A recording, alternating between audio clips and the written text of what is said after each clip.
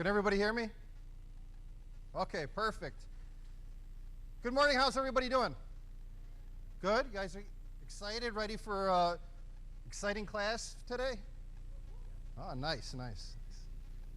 So at first I want to thank a few people real quick. I'm going to come over here by the podium. We want to first start out with St. Joe's hospital staff. We have Barb Martin. She's not currently in the room. She's currently in meetings. She's the president of the hospital.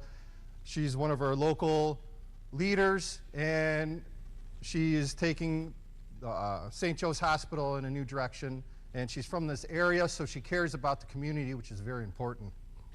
We have trauma coordinator Leslie Levette in the back. She's the one who brought this training to everybody. She asked us to come partner up and teach the class, but she's very helpful here at St. Joe's with coordinating classes and getting the community and us providers educated. We're going to go ahead and Chief of Nursing, also in a meeting, Terrell Neal. We want to thank him for letting us provide this class to everybody. If anybody needs to use the washroom and they're not familiar with St. Joe's, right down the hallway on your left-hand side is the washroom. Over here on the left side by the sink is some refreshments. If you need some water, if you'd like some chips, it's over here on the left-hand side of the room. How we all started here is we started a new approach. Chief Carey, Chief Kozlowski, Chief Cook, who is not here today, and Captain John Lukanzik. They started with crisis first aid, and that was with training our paramedics how to handle crisis in a better manner and help our community succeed with getting assistance. And then in 2021, Chief Carey, Chief Kozlowski, and Cook did a study and figured out that our community needed more mental health assistance. And with that was born with what we have now is what is called ThriveWorks Counseling. Nobody in our community here in Joliet, Lockport, Plainfield, Shorewood, Shanahan should have any issues with getting access to mental health care.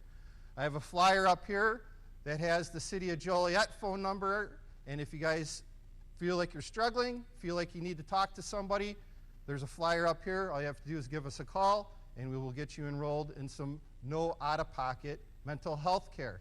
If anybody has family, friends, or somebody who they know that are in need, we have a flyer up there. All they have to do is call us. It's all confidential, and we can get them some help. Next thing is, in the back of the room, we have stroke and health flyers. So if you guys would like to have any information on stroke care, if you need any questions about dietary, we have a table set up in the rear. In the front here, we have our mental health flyers. If we have people in the crowd from the community, what we call is the file of life. In our community, we like to have people fill that out, so if an ambulance has to come to your house, your name, birthday, medical history, doctors is written down, and it helps with when we take you to the hospital. We can give it to the nurse, and they can go ahead and contact your doctor and get a better care for you. We also have flyers up here that show our programs that the Joliet Fire Department provides. Here at the Joliet Fire Department, we have a new response model. We're not just here for 911, we're also being proactive, teaching in the community. Our engine crews are always out doing inspections. They're out doing public education events. We're out doing hands-only CPR. We're providing classes, certified American Heart Association classes, and then like the one you guys are going to take today, the Stop the Bleed class. And at any time, anybody would like any information, on the bottom of these flyers is the classes that we provide and the phone number which in order to contact us.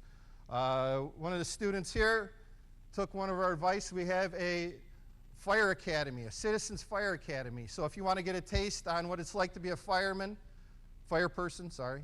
You want to be a medical professional, it gives you an option to see what it's really like in the field.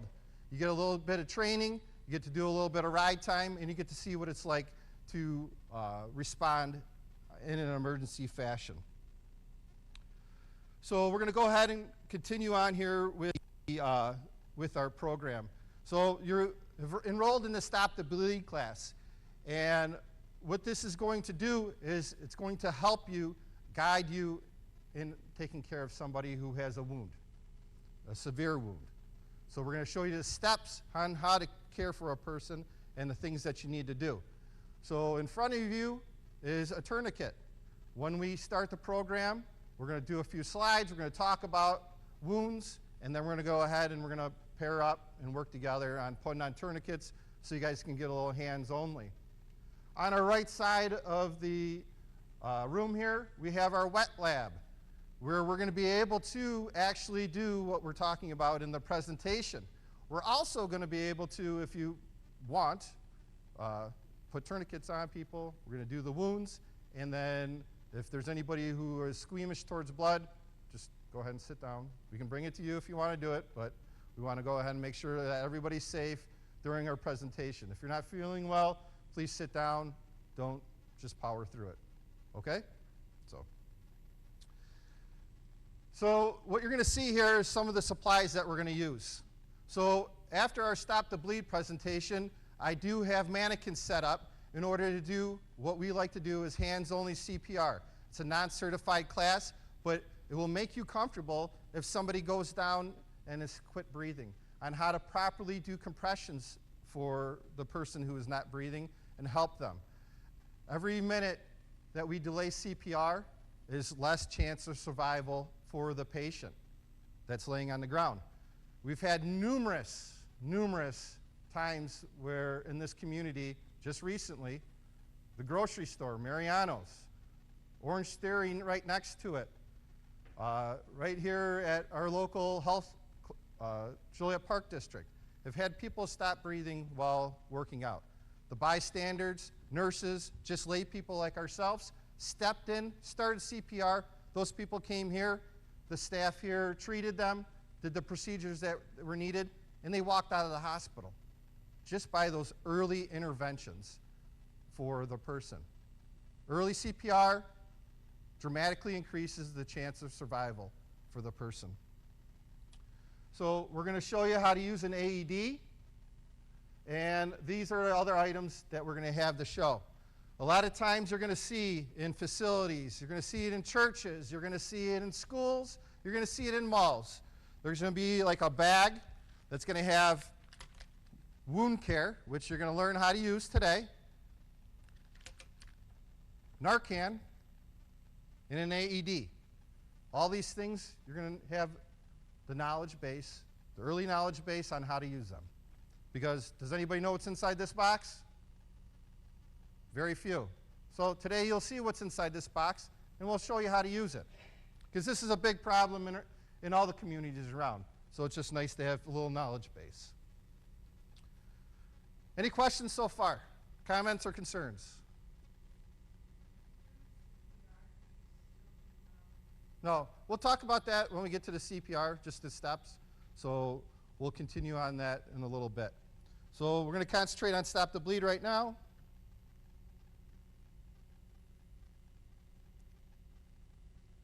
Where can you use this training? A lot of people think that it's for school shooting, it's for some sort of traumatic event. No. You're going to use this in everyday life. This could be as simple as somebody was sitting in their chair in their room, in their front room, at their home, and this is a true story. Their wife wanted these blinds hung up above the window. He just came in from cutting the grass, wanted to take a few minutes. His wife was like, "Hey, I need to get these blinds up now," because he couldn't wait.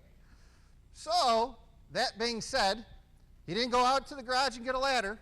He took the nice 100-year-old chair, because, you know, those are really sturdy, you know, decoration in the corner, stepped up on it, and through the window.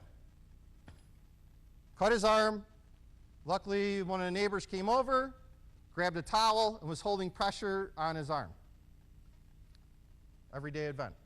Another one that could be, is there avid boaters here? People who like to go down the river. A few people.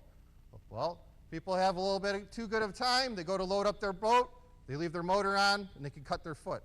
So that's another example of just everyday life experiences that you could have where you're going to use this training.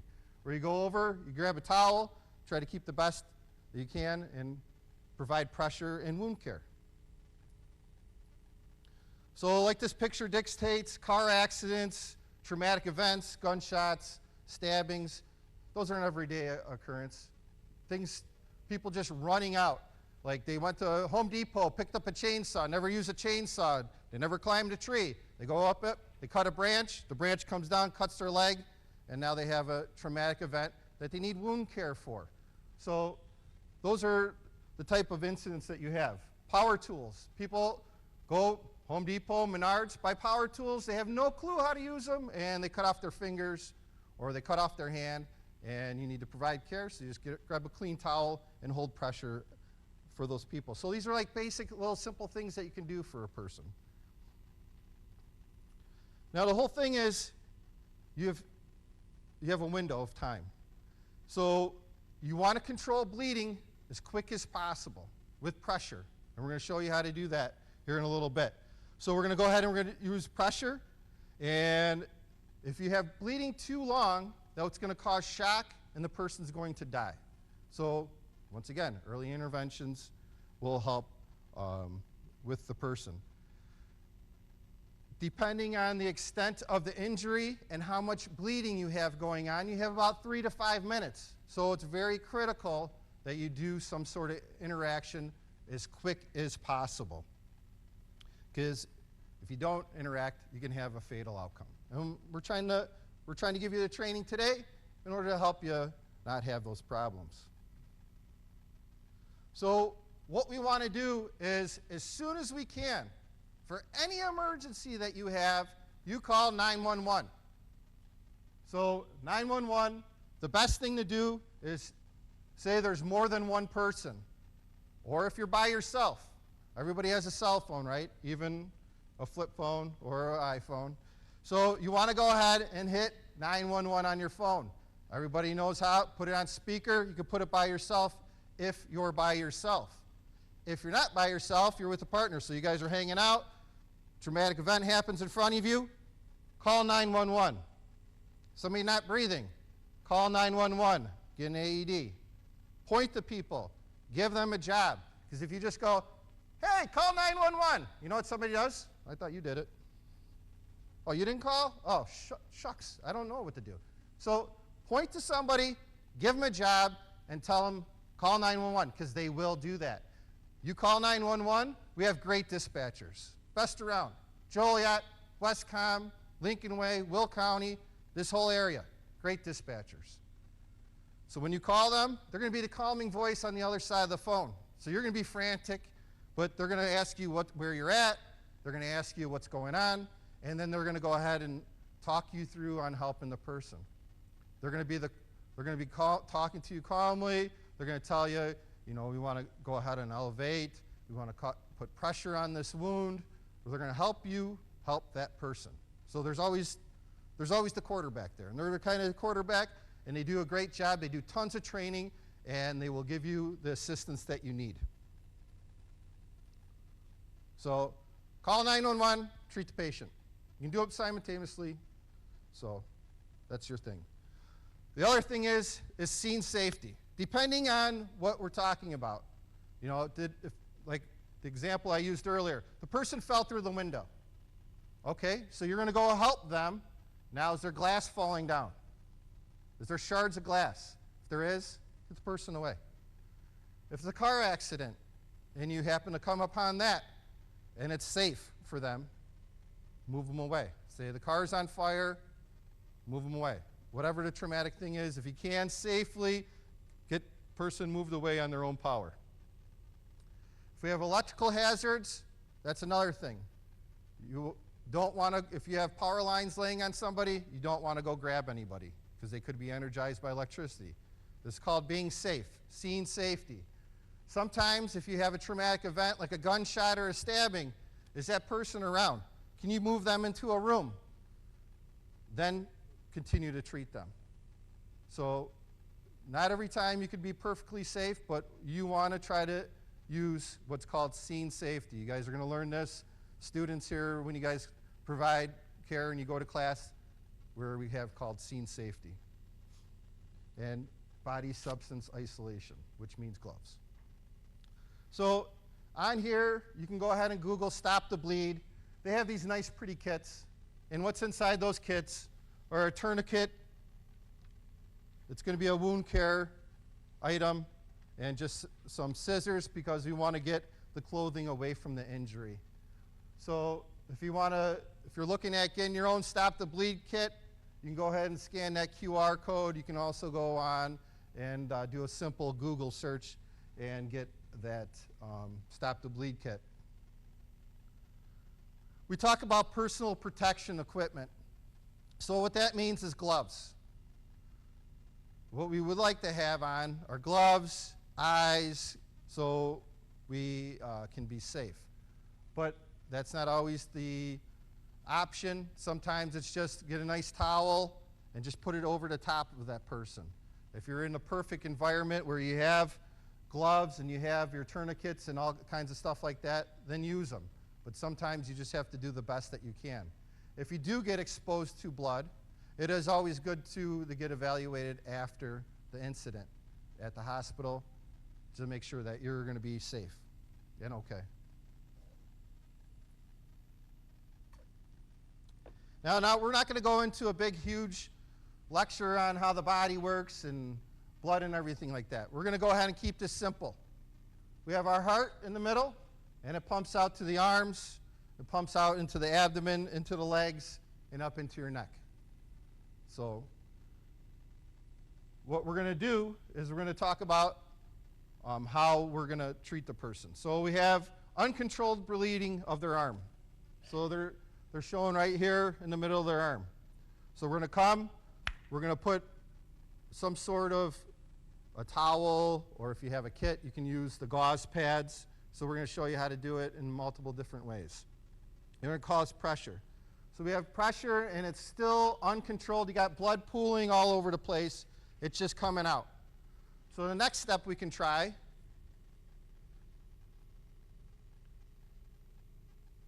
we did the direct pressure. Next thing is wound packing. So you're going to explain to the person that it's going to hurt. And like we say in EMS, it doesn't hurt me a bit, it hurts them. But just kidding. So we want to talk them through this because this is life savings. We're going to put this in your wound. It's going to hurt. You just have to bear down. And if you have two people, have them talking to them. Have them try to relax. They're going to be screaming, they're going to be yelling. Just be prepared for that. But you have to have the mindset that if you don't do anything, they're not going to survive. So you interjecting and helping them is what's going to help them dramatically. So we did the pressure after packing. So we put some gauze, we put a towel in there, and then we're going to show you how to put a towel or whatever you have on top, and we're going to go ahead and we're going to hold pressure. And when I mean hold pressure is you're going to take your hands, you're going to hold it down. So say they have 2 wounds. What else could you use besides your hands? Your legs. You could put your knee on it and do 2 wounds at one time. Or if your hands are getting tired, use your knee and you kind of can sit back. I'll show you how to do that too later. So we're going to go ahead and escalate this. So we did the wound packing, it's still bleeding. We did the pressure, it's still bleeding. So now we have to step it up. So now we're going to have to use a tourniquet. So we're going to go ahead and use our tourniquet, and we're going to go ahead and put it 2 to 3 inches above the wound, above the joint. So if it's right here, you see how it's right here? This does not have to be exact. Like you don't have to be like, all right, they said 2 to 3 inches, so it's got to be 2 to 3 inches. Just put it above there and cinch it tight. So we'll show you how to use those in a minute.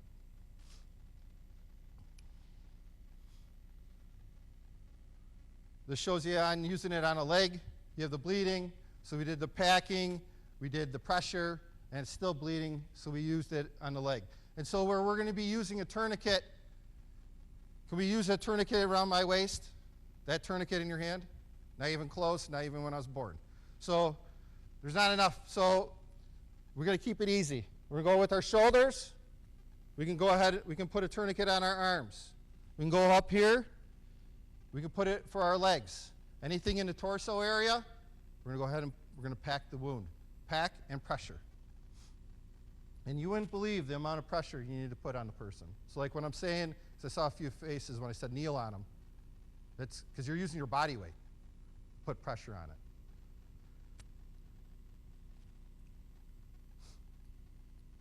So once you see the tourniquet, we're going to put it on. It's called a winslet. And it's, you see that bar that's on the tourniquet? So in order for you to use the tourniquet, you want to cut off circulation. So what you're trying to do is make this really, really tight. And we'll show you how to use this too in a few minutes.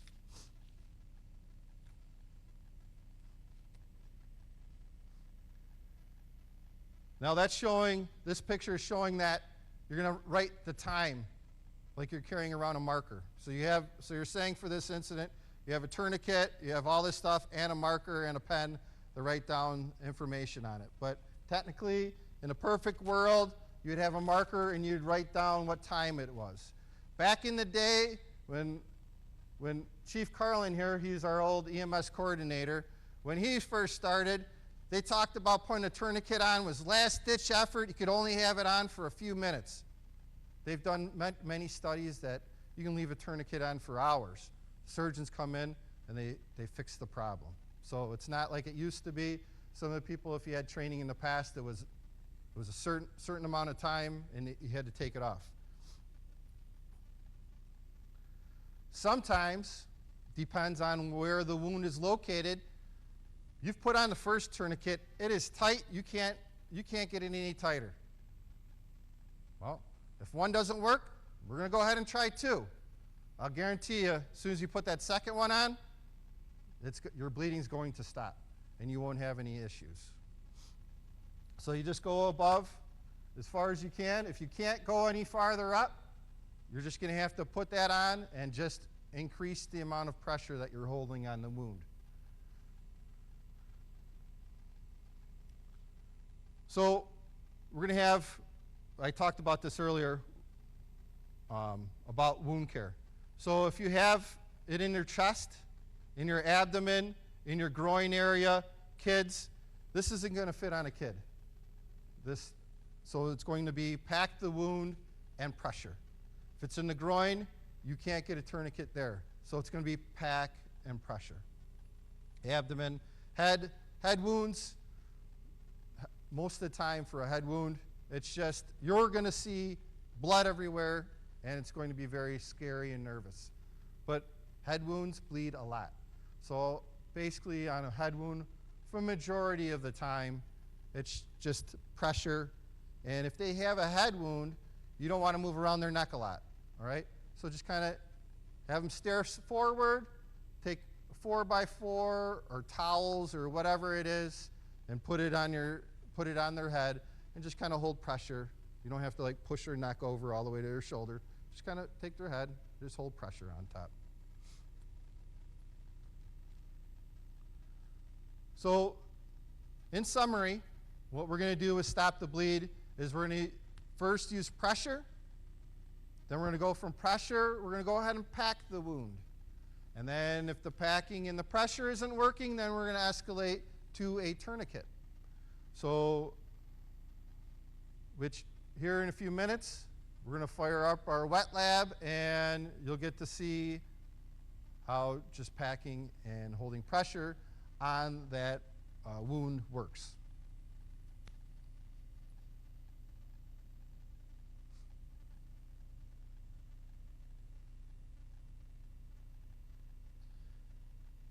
If you would like to have more information about Stop the Bleed, or you want to get some equipment, these QR codes, you Google Stop the Bleed, you can buy their equipment.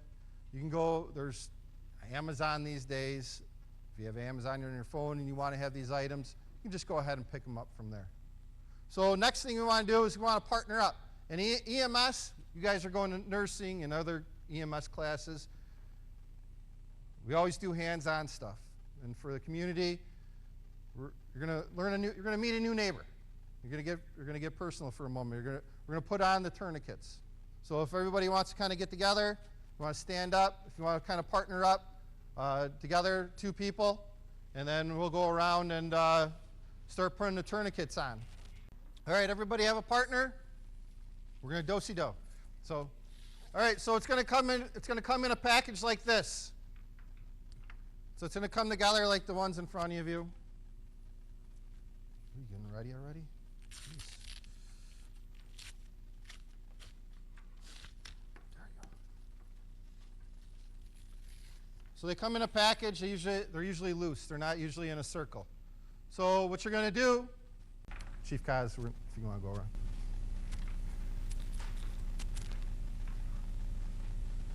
Yeah, you don't necessarily, when they come, they're tightly wrapped. You want to take them out and practice with them. And I watched a video one time, the right way to pack them, and so they come apart easy, kind of like you're an archer. So you're going to do that, they should just come right apart like that. Because otherwise, when this happens, it's probably going to be the first time you put it on. So you're going to have a hard time getting it to come apart, especially if it's in a wrapper. They're really hard, they're like vacuum sealed.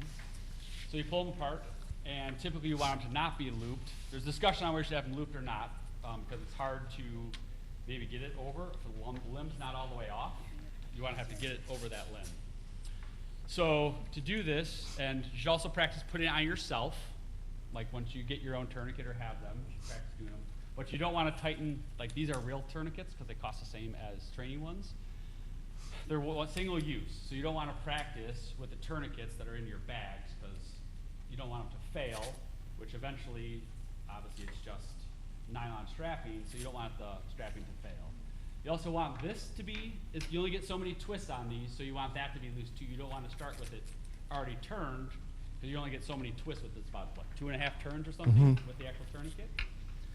So if you're putting it on someone else, it doesn't really matter if you thread this way or that way. If you put it on yourself, you want to be, it can go either way, but it's just easier to pull it back toward yourself. But this isn't a self-application class. We're working on putting it on somebody else. One of the best ways, though, is when you take it, because what you're going to want to do is you're going to want to hold pressure. And it's easier to pull away from somebody. So if you guys want to practice that. So you're going to pull, you're just going to make it not tight, just kind of snug it down. Pull that as tight as you want. And then we'll go around and help you. But what you want to do is you want to pull away from yourself because you don't want to go into the person. You want to come away like you're starting a lawnmower because you're going to pull this as tight as you can. You put it on yourself. If this incident happened to yourself, like unfortunately happened to yourself, it's the reverse. So you're going to pull towards yourself. You're going to use the weight of your body to pull towards yourself. So let's not get too caught up in But we're not going to do that. We're just going to worry about putting this onto somebody else. You also want them to be high. If somebody's cut right here, you don't want to put it right there. You want it to be Yeah. Yeah. So we're going to take it like this. Put it here. We're going to feed this through here. Okay? So this feeds through here. Sorry. So you're going to push and pull. You get what I'm saying? So stand up. All right, like this. So you're going to hold your hand out and pull as tight as you can.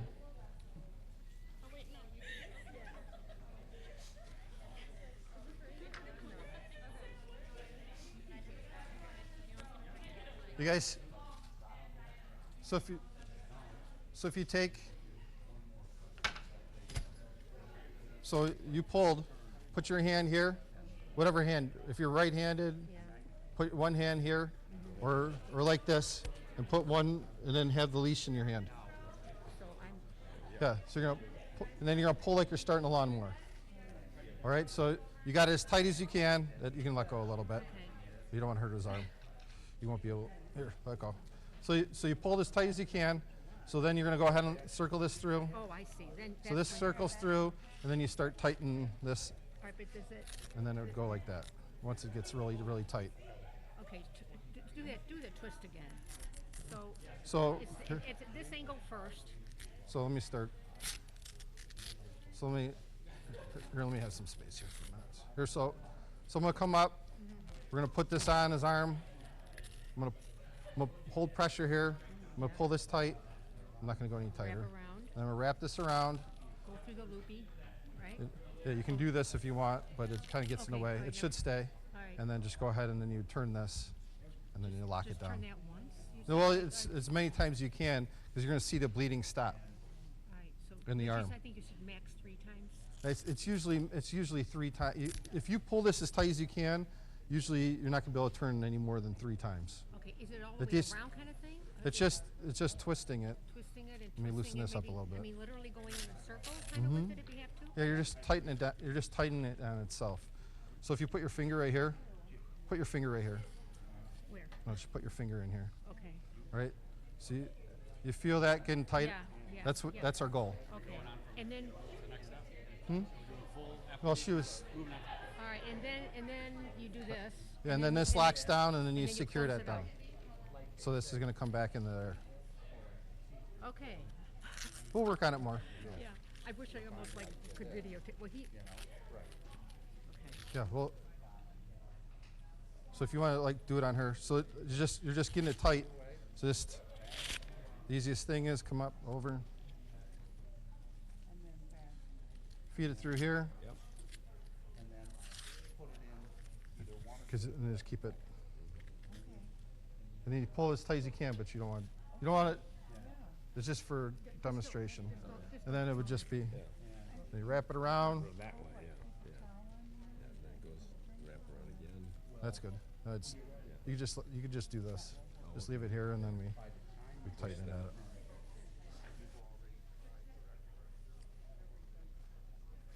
All right. So since we had a quick, you guys saw how to put it on. Yeah. So we're not going to put it. We're not going to put it on our wrist. We're not going to put it on our elbow. We're not going to put it on our knee or our ankle. It's going to be above the wound. Okay? So if you have a wound down here, we can go ahead and put our tourniquet here. If we have a wound up here, then we want to go up higher on the arm. So you want to be above your joint. You don't want to be on top of a joint. So once we have this pulled through, and you have it around their wound. Now, if you want, on this step, is real quick, is just kind of put this on your partner's arm loosely. Okay? And you could kind of put your finger underneath and just kind of turn this bar a little bit, and you could feel how it gets tight. So just imagine if you pulled it really, really tight, locked it down, and then started using the Winslet here, how tight it would get. Okay? And then we'll come around and make sure you guys are doing it okay. If you are putting it on their thigh or their arm, make sure you're not a cell phone or a pen. It's got to go, doesn't have to go onto their flesh necessarily, but you don't want a phone to be there, otherwise it's not going to squeeze. All right. Again, don't make it on your knee. Don't take very many twists. If you're not, doesn't hurt, it's not on right.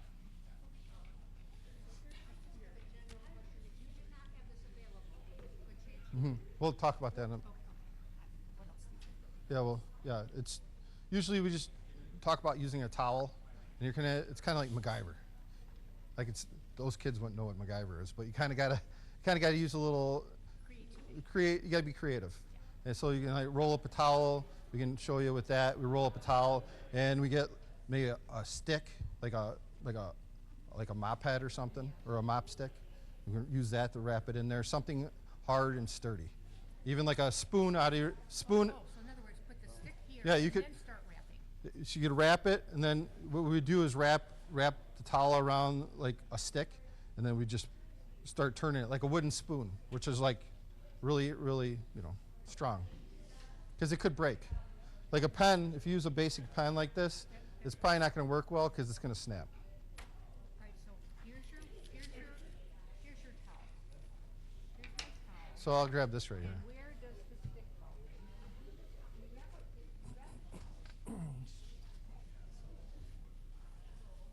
So we're going to go ahead and make a quick band.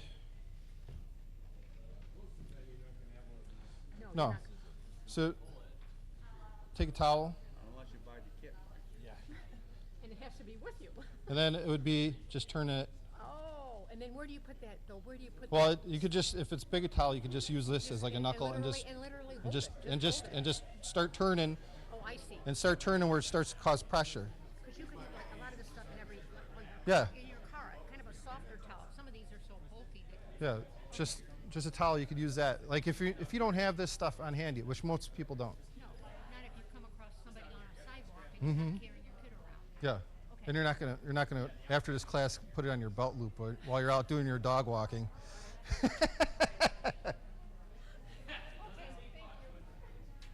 Yeah.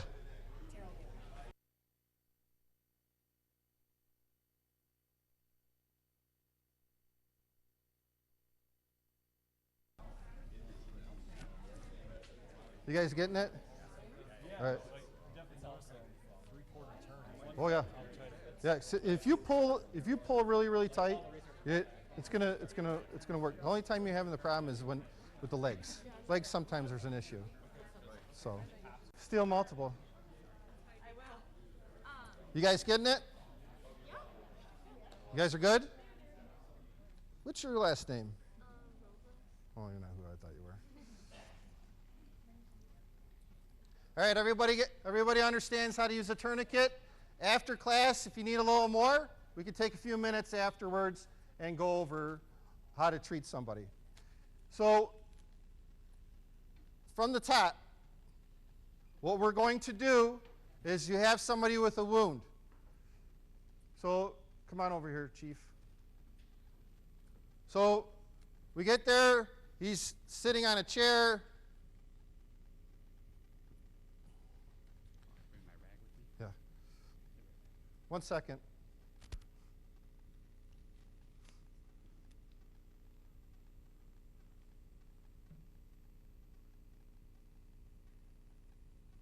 All right.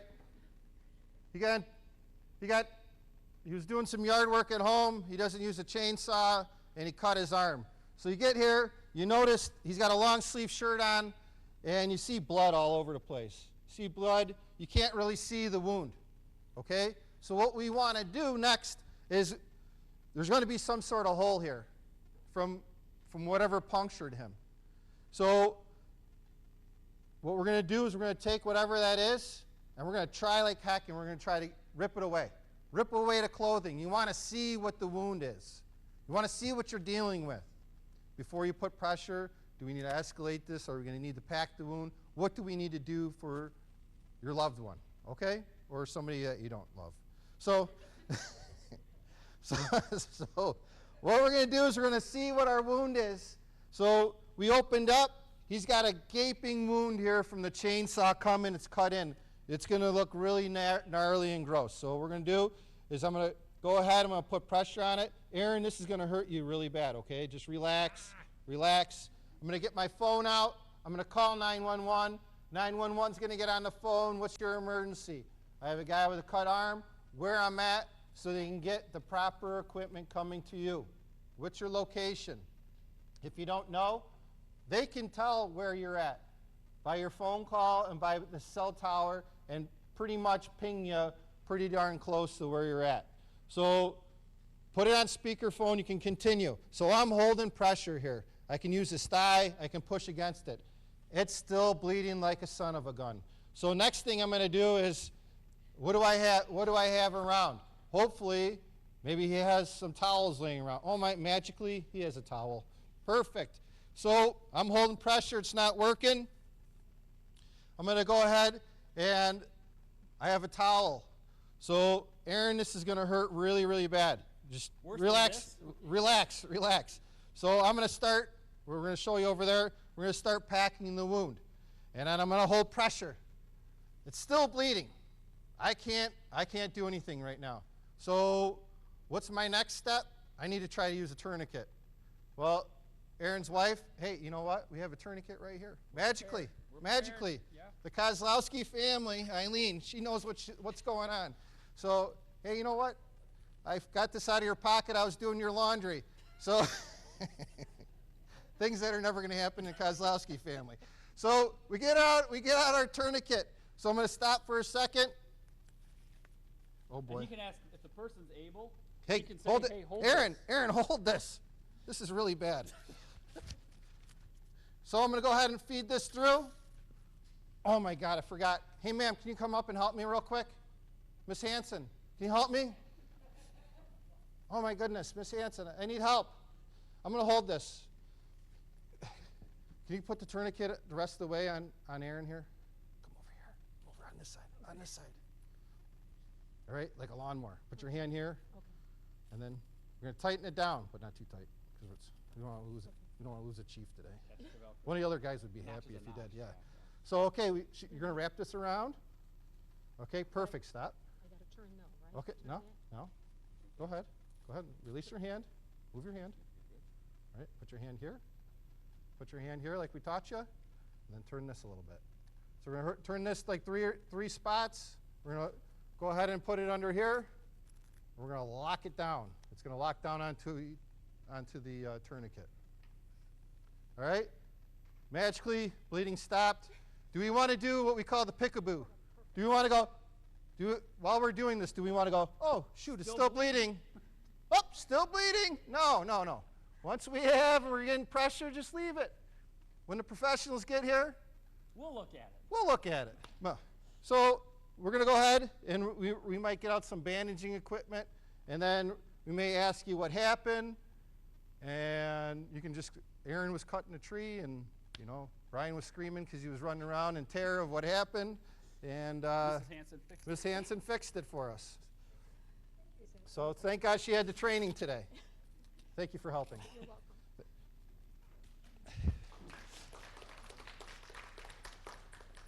See, never stand up in the back of the class. You're going to get called to the front. So, how'd that go? Okay? All right. Thank goodness people knew how to do this because I haven't done it. So, next thing we're going to do is we're going to go do the fun stuff. Okay? So, we're going to kind of break up into two groups, and we're going to do the wet lab. So, what you're going to do is you're not going to put a tourniquet on, but if you want to play with a tourniquet, Leslie in the back. Leslie, can you raise your hand? She's in the back right there. So, only two people can do the wet lab at a time. So if you want some more instruction on the tourniquet, Leslie in the back can kind of guide you a little bit, okay? Just help you, show you how to put it on, which way to put it on, and if you have any questions or you just want a little more time doing it, just to feel comfortable, don't hesitate to ask Leslie in the back while we're doing the wet lab over here. So what you're going to do is, when you come up, you throw some gloves on. There's extra large, there's medium, there's small. If you don't know, try a couple. For you guys, learn what size you are because you're going to need it. And then there's a couple guides over towards some handouts. I don't pass out handouts anymore because they're either sitting on the table, they're sitting in the garbage, and whatever else. So if you would like those handouts, you can take down my phone number afterwards, and we can get them sent to you, or I can send them for you students to Kelly. For everybody else, we can get them to you if you would like the handouts, but it's just a handout. So, you guys ready? So, let's take a 5-minute break. Use the washroom, blow your nose, get a drink of water, get a bag of chips. If you need to Google your parents or whatever, or respond to a text message because it's very important, go ahead and you can do that now. There was one more type of tourniquet I didn't show you guys. You see these in the schools, in a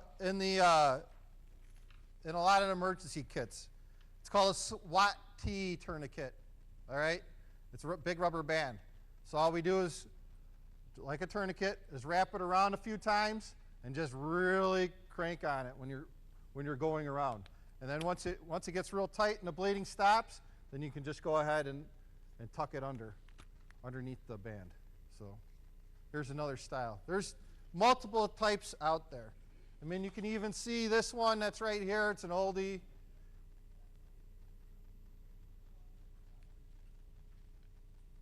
Once you put the tourniquet on and you secured it, then you had like a screw type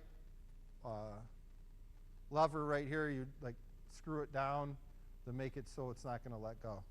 This is an old one.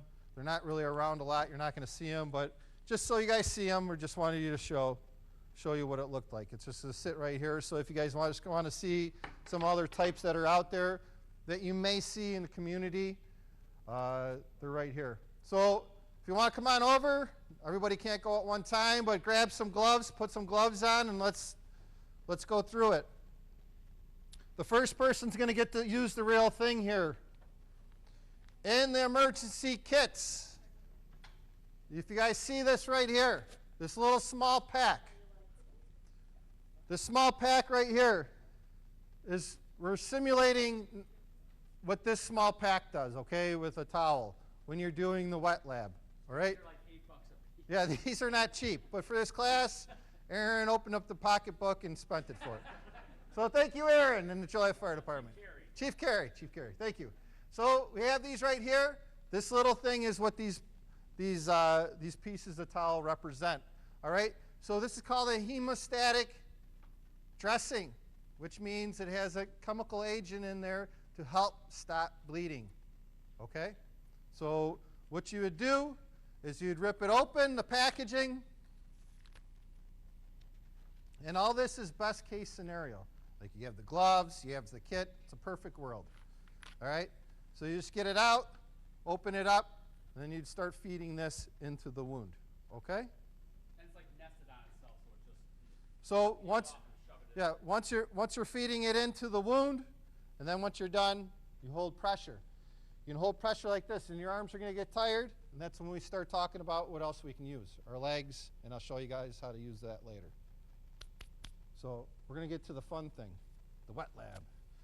All right, so if you want to make a really cool video, when you do this, if you pressure real hard, the blood will come out, so just be careful.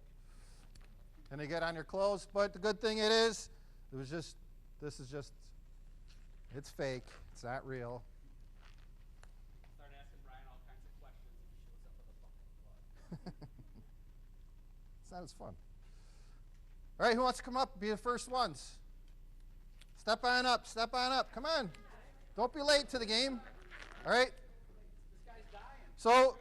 So we have two types of wounds here. We have what would represent like a gunshot wound. So you're going to say, if it happens, it happens, okay? So a lot of times with a gunshot wound, we're going to say, all right, you have one side, what about the other side? Well, one side's usually bleeding worse than the other side. So it's kind of like you're going to have to kind of start doing pressure. You're going to have top, you're going to have bottom pressure. And wherever the blood is coming out a lot, that's where we want to pack it. So if you have a really bad gunshot wound, then that's when we're going to want to start thinking about a tourniquet too, okay? And this is going to be, I like to call this is the chainsaw homeowner's wound, all right? Where you ladies made your husband go out and trim that tree that he's supposed to have been doing, he hurried up. He got what would cost by one of the local companies too much money, so he went to Home Depot and got a saw, which was cheaper. So he got a trip to the hospital. So what we're going to want to do, you guys ready? You guys team approach. So what are you going to do first? Scene safe. All right, it's safe, perfect. What's the next thing you want to do? Call 911. Put it on speakerphone. What's the next thing you want to do?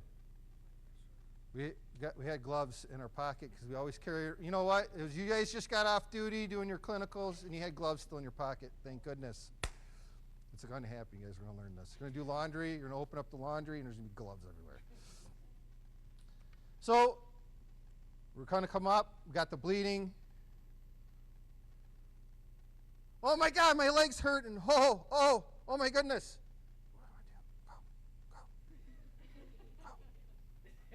No, you do it. No, you do it. Right? Oh my God, my leg's hurting. Oh, that hurts. That hurts. Oh my goodness, that hurts. Oh boy, what's that hurt? What can you do for me? Because I'm telling you it hurts. Relax. Breathe. Breathe through your nose. Relax. It's going to be okay. It's going to be okay. It's going to be okay. So next we want to go ahead and we want to put the packing in there. So we want to kind of get a little, just the edge, and then just kind of stick it in there. Stick it in there. Stick it in. Put it in. Oh! Oh my goodness. Oh my god. Oh my goodness. Oh. And then they're going to pass out. Okay? You know what that means? perfect. They're not screaming anymore. So you can just relax. Relax. There you go. Now, like your fingers on top isn't going to work. When we talk about pressure, like this isn't pressure, all right? You want to get in there and hold pressure down. You're going to put your weight on top of them, okay? So with that, so now the bleeding is slowed down dramatically, all right? So you had this type of dressing, because you guys use this. Now you have like no bleeding's coming out. So what are you going to do? Twit crusted, nothing. Leave it, all right? We don't want to do this. Oh, the bleeding stopped. Oh, cool. Oh, no. We want to just go ahead and leave this on here. And then Aaron shows up in the ambulance, and you're going to tell him what happened, okay? And if that happens, it's a bad day because he shouldn't be there. Good job, good job, good job. Thank you for being the first. All right, so we can hurry this program along if you guys want to split up. And you guys can practice doing the wound here. And we could do the wound here, and I'm done screaming because it's no fun anymore. Come on up. Come on.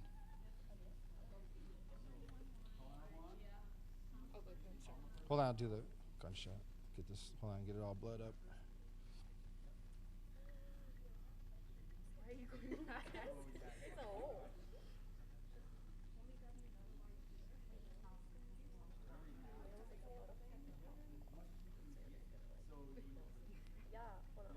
Use this. Try this one. You can kind of watch how it soaks it up. Why isn't this working? 1 second. Let me touch it, please. Aren't you bleeding? I know. You've done well. You just stared at it. Oh, there we go. So you're going to usually see this with the heartbeat. So you're going to see blood kind of coming out like this. So what you want to do is take this, stick your finger in there, and just talk to him through it. So just. This is gonna hurt. Don't worry. It's like not even in there. Just stick it down there. All right, so it's slowed down. So we're just going to go ahead and here. And hold pressure.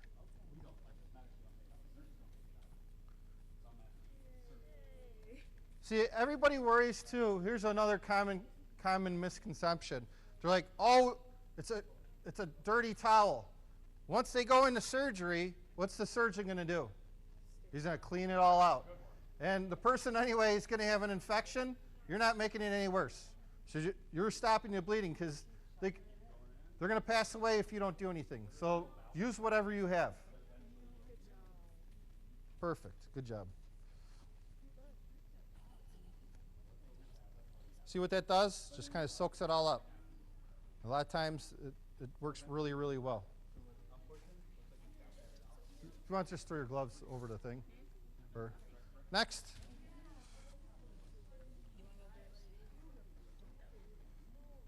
You're gonna. I think you guys do. Don't they do this in nursing? Scene safety BSI. It's a good answer for anything, any practical that you start. Scene safety BSI. All right, so start with the pressure. So we'd start with pressure. All right, that's not working, so we see the thing. So we want to take the end.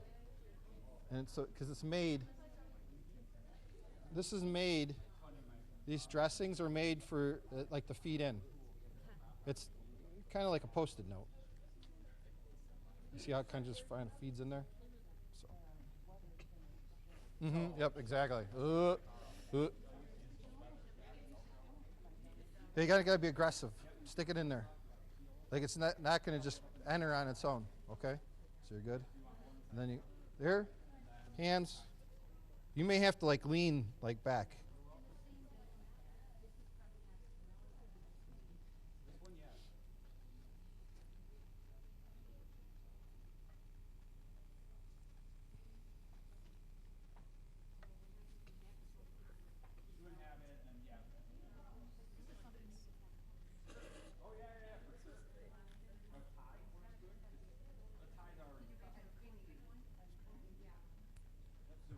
All right, so it's still coming out. So what are you going to do next? Just take like the end of it. There you go. Oh, that was a nice one. Oh, there it goes again. perfect.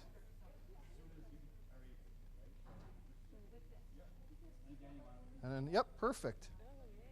Oh, yay.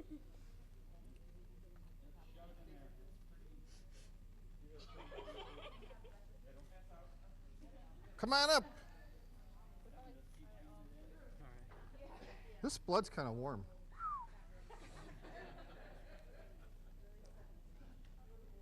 Thanks, Leslie, for the fresh stuff. Oh, boy. Ow! Oh, my goodness. Oh, my goodness. I'm going to need a surgeon. It's Kelly's fault I fell off the ladder. Yeah. It's more like it. All right, good. So, can you throw me that tourniquet right there on the table? No, this other one. All right. So you've packed it. It's still bleeding. It's my arm. Take off the gloves. So it's still bleeding. What are we going to do?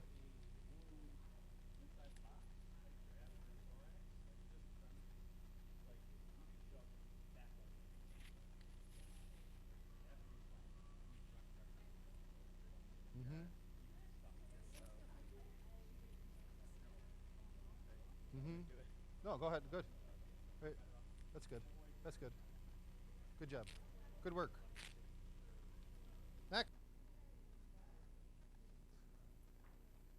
So from the top, we're going to have scene safety.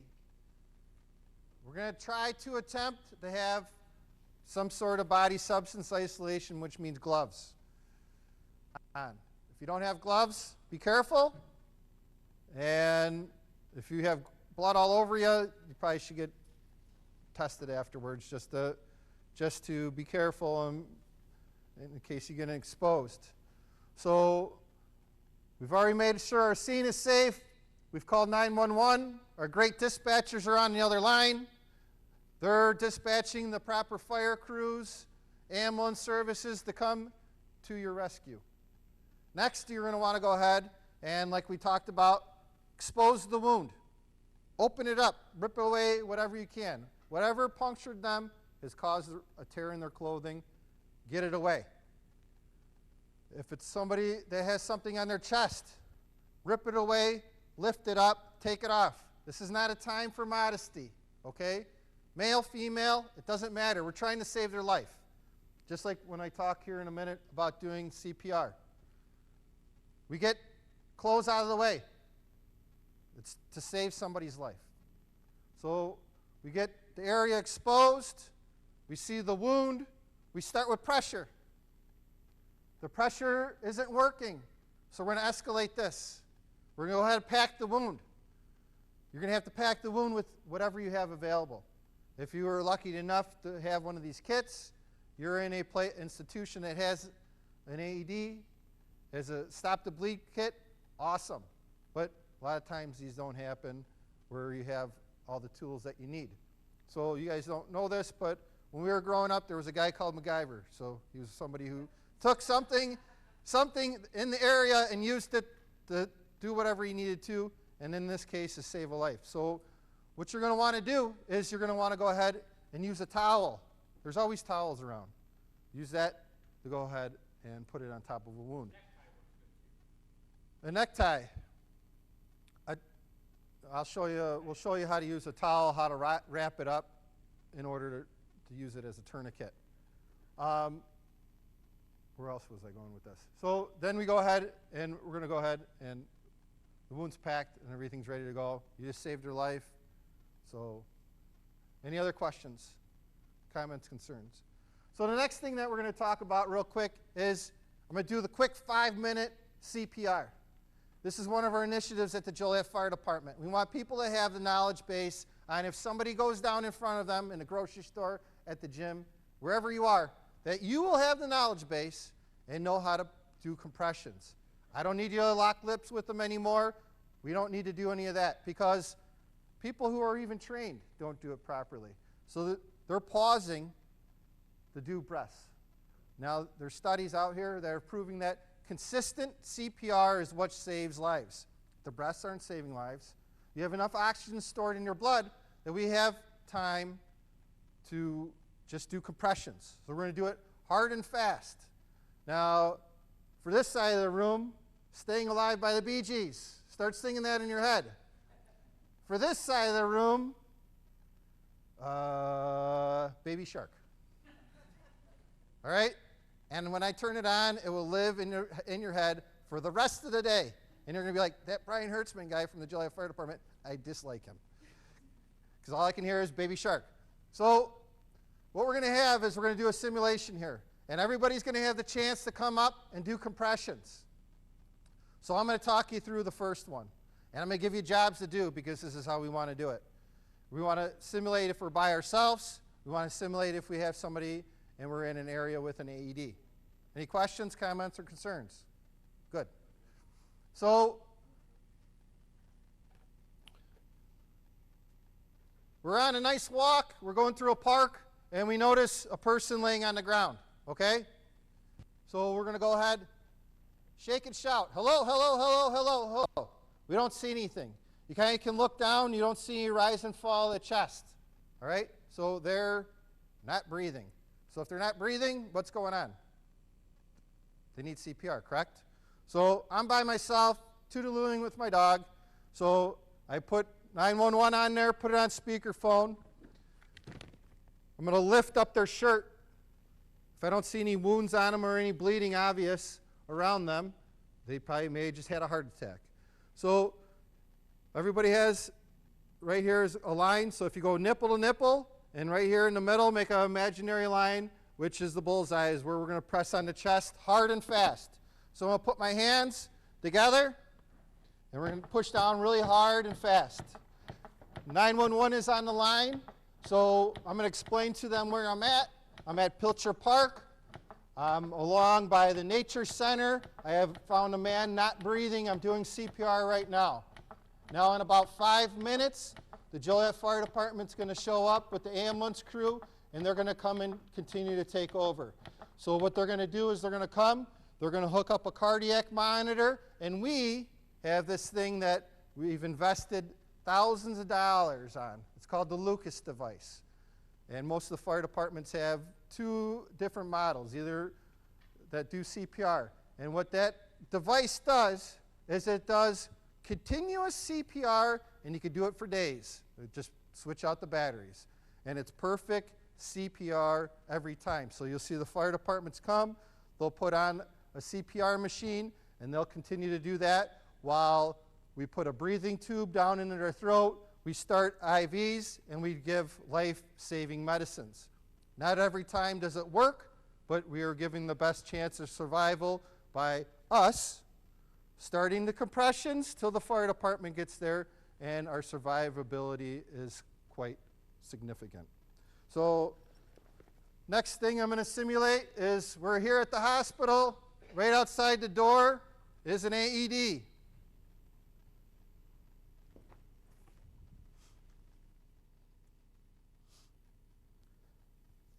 Coming down the hallway, I see this person laying on the ground.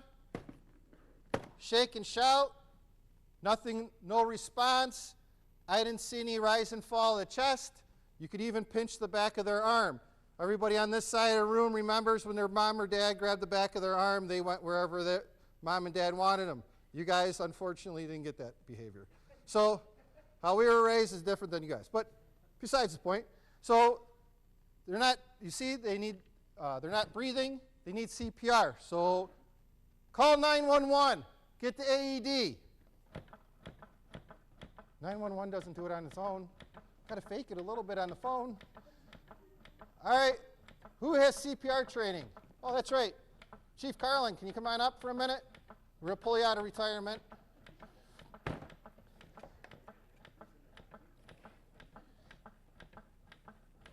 How you doing? I know CPR is what Chief Carlin's going to tell me. Yeah. So what we're going to do is we're going to switch out. He's going to hand his hands. Just do this side for right now. So he's going to have his hands ready.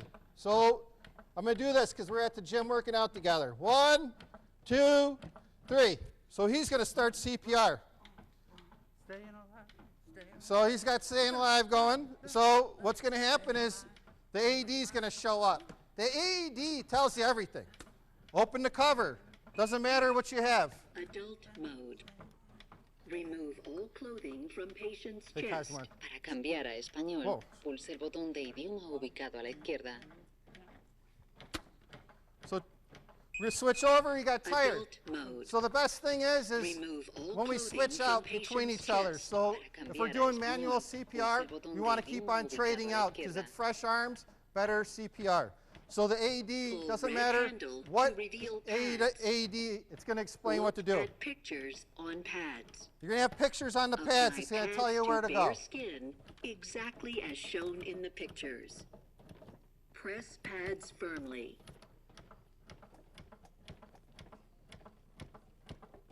Apply pads to bare skin exactly keep as on doing shown in the CPR. pictures. Press pads firmly. These are training pads, so sometimes you have a little bit of difficulty. If it was the real thing, Apply you'd be pads good. to bare skin. No toque al paciente. My bad. Analizando el ritmo cardíaco. Movimiento detectado. Detenga el movimiento. This is a bad joke. Analizando el ritmo cardíaco. Evite que nadie toque al paciente. No toque al paciente. Administrando descarga. Descarga administrada. Realice compresiones torácicas al ritmo Can we edit this? indicado. So La palma de una mano debe in, estar in Spanish, it was telling us, in Spanish, my Duolingo is not working well today. So what that told us to do in Spanish, anybody speak Spanish here? What did it say? Why'd you held out on me? I thought we were good. Jeez. So it told us in Spanish Adult that mode. shock advised. Remove all So what clothing we would have from done is, patient's chest. Aaron, step back. cambiar a español. So we Pulse don't el want- botón de idioma ubicado a la izquierda. So we, this couldn't go Pull any worse red today. handle to So- reveal pads. So we're gonna go ahead. It's gonna say Look shock at advised. We're gonna pictures make sure on no pads. one's around the patient. This is going to be Adult mode. blinking red. Remove all For clothing shocking. from patient. So what we're gonna do is it's gonna say shock advised. Everybody get clear, and we're gonna push their button, and it's gonna defibrillate. Once it defibrillates, we're gonna go ahead and continue right away back to CPR. So we're going to continue CPR. The AED may say stop for a minute, analyzing heart rhythm, shock advised. If not, just continue CPR. The ambulance crew is going to come in, more likely an ambulance crew, a fire engine, a ladder truck, a whole group of people, even police officers these days, come running in with their equipment. Police officers will show up a lot of times first. They will continue CPR, and then the herd of cattle, which is the fire department, come in, and then we'll take over. So they're going to ask you some basic questions. Do you know this person? No idea. So just tell them what you know. If the person, you do know them, if they have medical conditions, just let them know. So anybody have any questions? Then that went horrible, sorry. Never had that happen before. So if you guys would like to come up, Adult mode. we'll have two tables set up Clothing from patient's where you chest. come over and start doing some compressions. It's just hard and fast. So you just want to do staying alive, child. If you have a large child, like when I was a child, I was large, so you use two hands. It's kind of like, are you getting depth on the chest? So you can't gauge it by age. You have to gauge it by like size of person, okay? Whenever you're doing CPR. If it's a child, if it's a small child like this, we're going to use little babies. We're going to use 2 fingers, and we'll show you where to put your finger placements. If it's a child, 1 hand. And if you're not getting enough pressure pushing down on their chest, then you might have to just use 2 hands, just lightly, okay? So if you guys want to come up and feel what it's like to push down and do CPR. A lot of times people are like, oh, what happens if their ribs break? Well, doesn't really matter because they're dead. And even if they live from after doing CPR, they're going to be very gracious that all they have wrong with them is a little bit of hurt ribs, okay? Because they're alive. So if you want to come on up and do some compressions on the adults, we have 2 stations here. Now the AEDs, this is a training AED, so malfunctions happen, okay? On the real thing, it's usually you don't have to worry, okay? Doesn't matter if you have this gray one, a white one, a red one, a yellow one. They come in multiple different colors. There's multiple different companies that provide AEDs. So you don't need to worry. So if they're like, oh, I practiced with the white one, doesn't matter. Could be a yellow one tomorrow. On the packaging of the AED, they gave the AED to a kindergarten class and just gave it to them and said, hey, put this on the person. Kids in kindergarten were able to follow the directions, the pictures on the pads, and the AED talking it through it. And they were able to go ahead and put the pads on the person.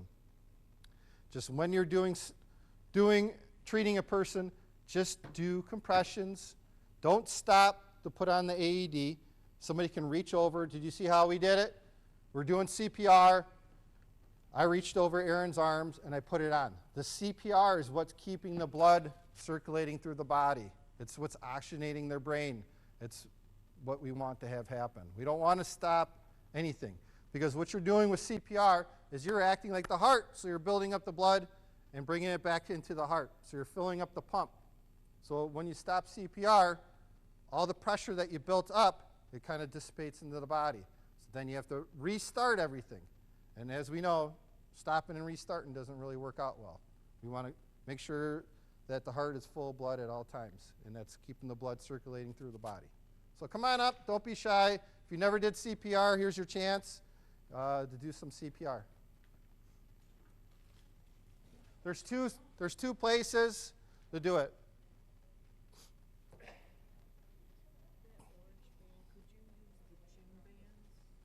Yeah, that's basically the same thing.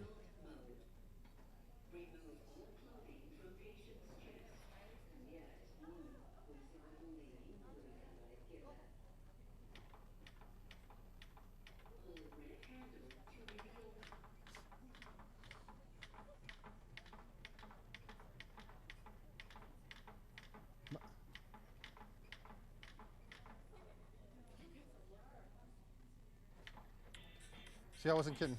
This is the beat you want to go at. Push. Push hard. Push hard. There you go.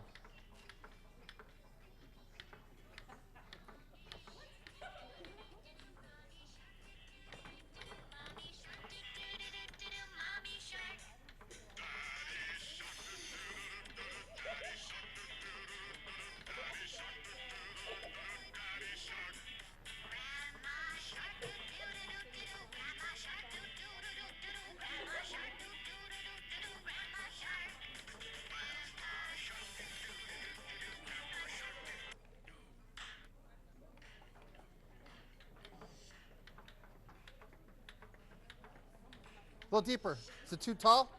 Too tall? We always come on. Here we go. Ready? Come on. Come on, right down. Come on. You want to save? You ready? Ready? Yeah. 1, 2, 3. No, keep her. Don't bounce around. Just get over the top. You're just using the pressure to get over the top. Okay, I'm done. You're done.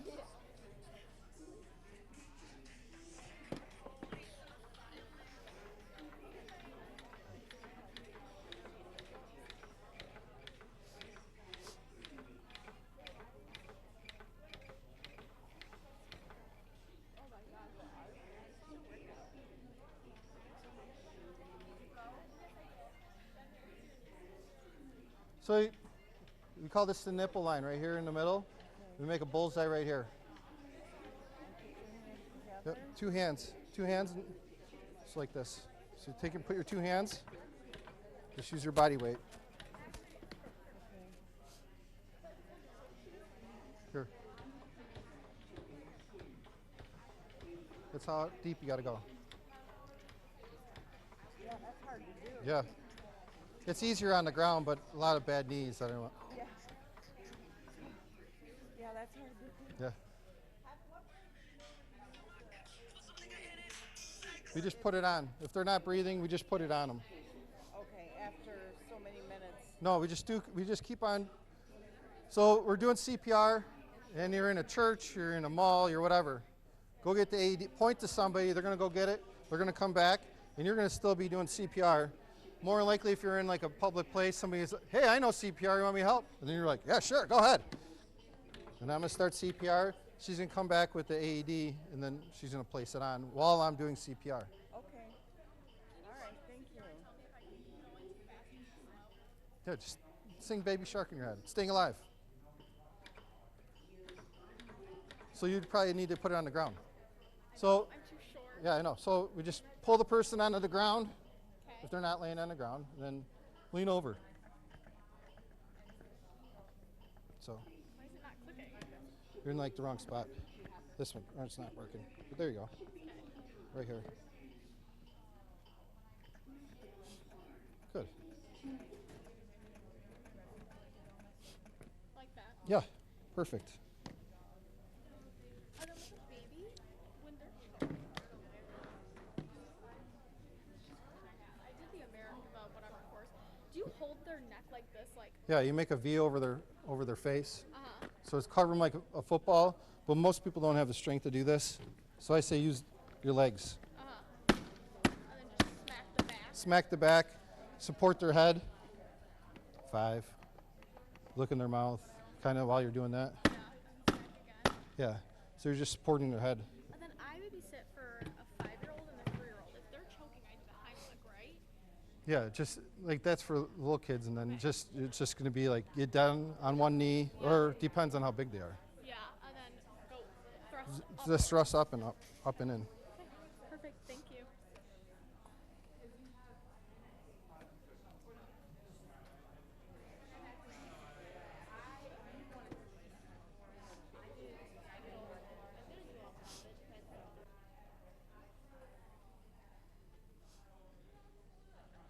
All right, if you guys are walking around,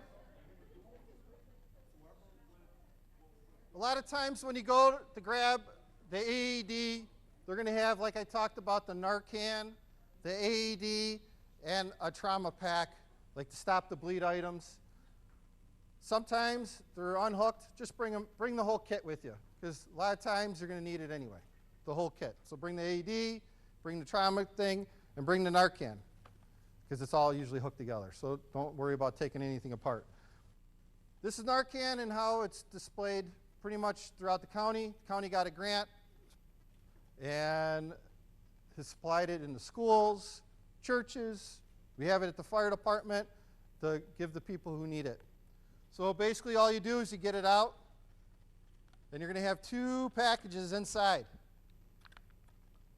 2 packages of Narcan. So all it does is you take out one package, and it's like an Ephrin mist. So you put it in one side of their nose, push up, and it's going to disperse into their nose. And it's going to absorb into their system. And then you have a second one. If they're not really coming around, go ahead and do the other side with the other package. If they're not breathing and they don't have a pulse, then we just start doing CPR, our hands-only CPR, like we had. Call 911, can administer your Narcan, and if they're not breathing and they don't have a pulse, start CPR. Okay? If you want to see that, you guys can look at that on your way around. It's in our community all over the place. It's everywhere. Nowhere is immune to it. It's everywhere anymore. So you can see what it looks like inside the box. That's how it's usually displayed everywhere. So I hope everybody had fun here today. You took out some stuff. You've taken out some knowledge. If you have any questions, we're always there. You can call the Joliet Fire Department non-emergency line, and we can get you set up with classes. If you are interested in classes, we have flyers over here to the left. If you feel stressed out with what you learned today, there's a nice squeeze helmet. Those are nice to have around. We have pens over there. Those are the favorite pens of our chief, Jeff Carey. He loves to give those out. He says they're the best pens ever. I don't believe so. We also, if you or anybody that you know needs a smoke detector, we have a program that we're that we've partnered up with Red Cross, and we can get smoke detectors to people that are in need of smoke detectors, no cost.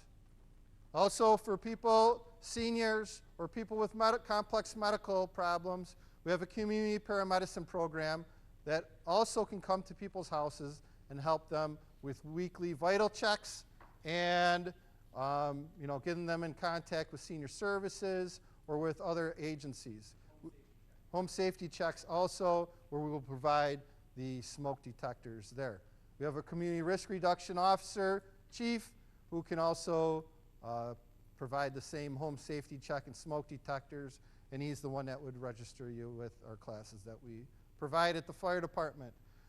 All this stuff's up here for the next 15 minutes till about noon. Oh yeah, if you guys would like what I have called the file of life up there, you fill it out and you put it on your refrigerator.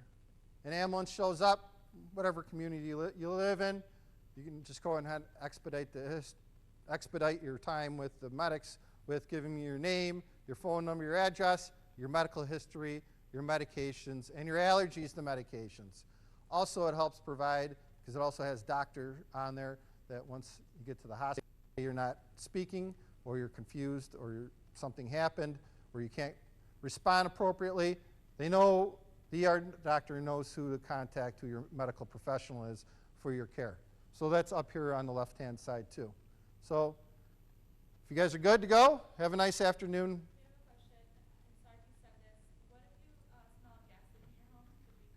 So if you smell a gas leak in your home, go ahead and just exit the home and call 911. We'll come, we have fancy detectors. We'll come and try to find the trace of it. More likely, sometimes NICOR gets called out if we can't find it, but we have very sophisticated monitorings that can locate. Usually it's something simple. All right, thank you for coming.